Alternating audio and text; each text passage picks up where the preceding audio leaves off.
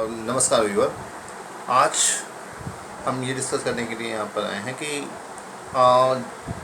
Corona virus, जिसको हम Chinese virus कर सकते हैं या वुहान वायरस कह सकते हैं, और इस संदर्भ में क्या ये एक वॉर क्राइम है चाइना के द्वारा, और इस रेफरेंस में international court of justice ICJ।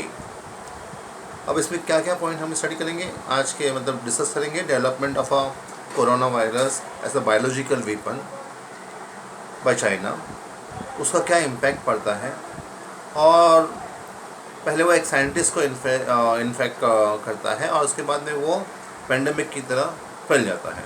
और टोटल 10,000 डेथ आज 20 मार्च 2020 का दिन है, और शाम के 6 बजे 7:05 हुए हैं।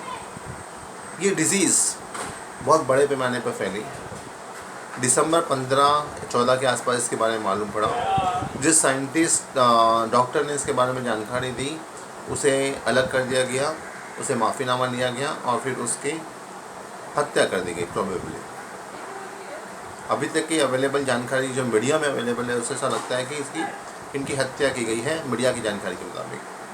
फिर दूसरा सवाल ये उठता है कि 2 रिपोर्टर जो इंडिपेंडेंट रिपोर्टर थे, जिन्होंने रिपोर्ट किया, जब उन्होंने रिपोर्ट किया तो उस रिपोर्ट की वजह से चाइना में कि ये पेंडेमिक के रूप में और महामारी के रूप में स्प्रेड हो रहा है कोरोना वायरस, तो उन दोनों रिपोर्टरों को गायब कर दिया गया, उठा लिया गया, और एंड में अभी तक उनकी कोई रिपोर्टिंग इंटरनेशनल अरीना में नहीं अवेलेबल है, यानी कि उन्हें भी एग्जीक्यूट कर दिया गया, मार दिया गया।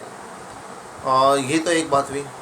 अब पूरे दुनिया में आज के 20 मार्च तक जो 19 मार्च का रात का डेटा है, उसमें 10,000 से ज़्यादा की डेथ रिकॉर्ड की जा चुकी है।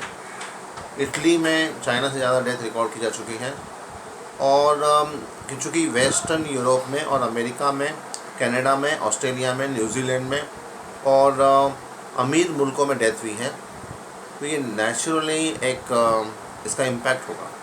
इसका ये इम्पैक्ट ये होगा कि इसको वॉर क्राइम के रूप में देखा जाएगा, क्योंकि आप सभी जानते हैं कि गरीब कंट्रियों में डेथ होती है तो वॉर क्राइम नहीं होता। जनरली अमीर कंट्रियों में कोई किसी की डेथ होती है तो एक वॉर क्राइम के रूप में देखा जाता है, तो इसको एक वॉर क्राइम के रूप में देखा जाएगा यूरोप में, और देखा जाना चाहिए वास्तव में। तो चाइना ने क्या वॉर क्राइम किया है? आज का मुद्दे का मेन बहस का मुद्दा ये है कि क्या चाइना ने वॉर क्राइम किया है। मेरी नज़र में चाइना ने वॉर क्राइम किया है, और उस वॉर क्राइम के लिए उसे, क्योंकि उसने वॉर क्राइम किस प्रकार से किया, उसने एक बायोलॉजिकल वेपन डेवलप किया।